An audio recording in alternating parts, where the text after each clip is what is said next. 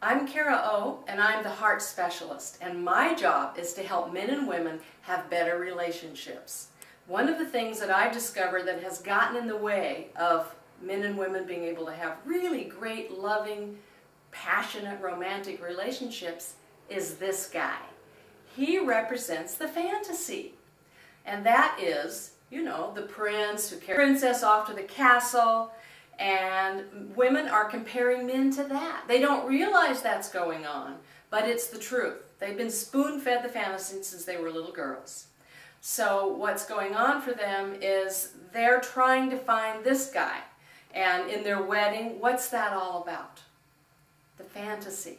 She's got her wedding dress on, it's her big day, maybe she doesn't have glass slippers, but that's the only thing missing. And maybe her guy loves to wear torn t-shirts, drink beer, has a pot belly, and flip-flops. But today, in his tuxedo, he's the prince.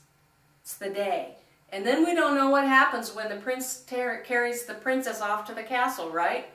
You go back to living normal life, and nobody has any training for that. At least not today, in this modern day. So this fantasy is not working. And what woman in her right mind would want to hang out with a guy, no matter how rich or how powerful he is, in a purple velvet suit? I don't think so.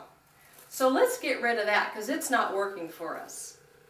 The problem is we have the modern day fantasy. And that's the guy who's successful, he's rich, he's powerful, and as long as he's a fantasy and we're making it up, he's 6 feet tall and he's unbelievably handsome. How many men fit into that category? But what are the women doing? They're comparing their guy to the fantasy. And what's happening? He's always falling short of her desires. He can't, there's nobody, this is the perfect guy she's comparing her guy to. So she's always a little bit disappointed. And there are some things that are getting in the way of that. And you know, there's lots of women who are divorcing these guys too. Rich, famous, powerful, handsome, 6 feet tall. They're still divorcing them. So something's not working. More than 50% are getting divorced. Now, the problem is, you may notice that he's got a camouflage suit on.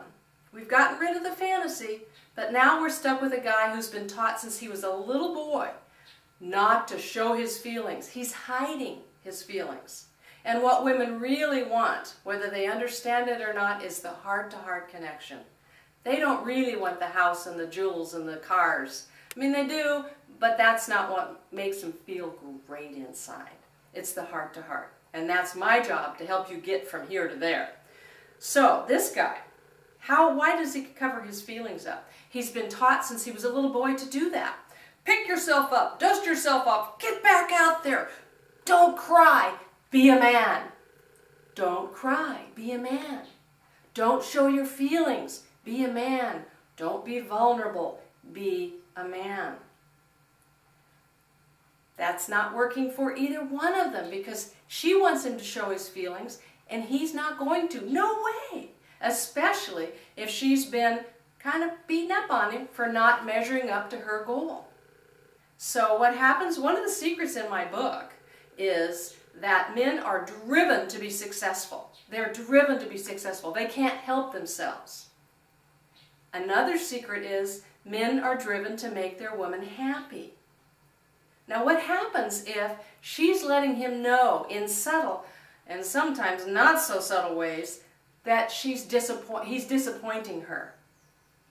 Do you think he's feeling very successful?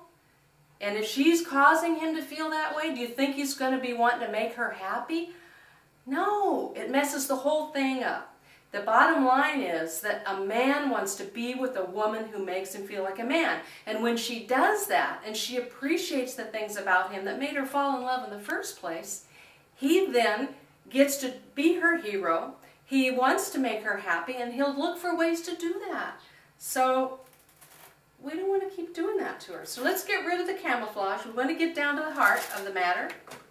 The problem is, because he's been taught, you know what, let me share one thing with you. There was a study done in the hospitals, and they just watched how people behaved because of the color of the blanket. and little boys were picked up less, they were allowed to cry longer, they were held less, they were spoken to less gently, they were handled less gently. So from day one, the moment we find out it's a boy, he's different. So consequently, he's got a lock on his heart. And my job, with what I've learned about men and women and love and romance, is to help you get that lock off of there. And you can do it. And he will think you are the best thing that's ever come along.